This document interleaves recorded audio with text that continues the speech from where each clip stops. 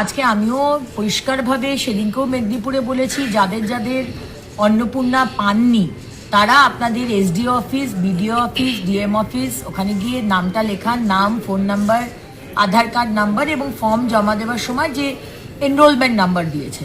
এবং যারা যোগ্য নয় তারা পাবেন না। মানে আর যদি আপনারা রাস্তায় কান্নাকাটি করেন হবে না। মানে আমরা 3,000 টাকা দিচ্ছি, আপনি ইনকাম ট্যাক্স যদি দেন তাহলে আপনি পাবেন না, সেটা আপনাকে বুঝতে হবে। আপনার 3টে রুম আছে শহর এলাকাতে বা 10 ডেসিমেলের ওপরের জমি আছে, আপনি পাবেন না।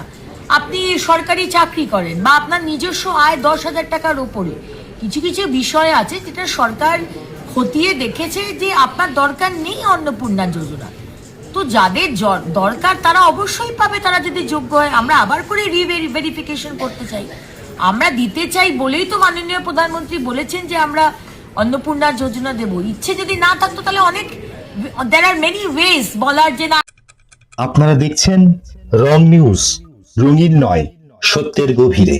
সাহিত্য থেকে রাজনীতি, খেলা থেকে বিনোদন, আপনার পছন্দের খবর।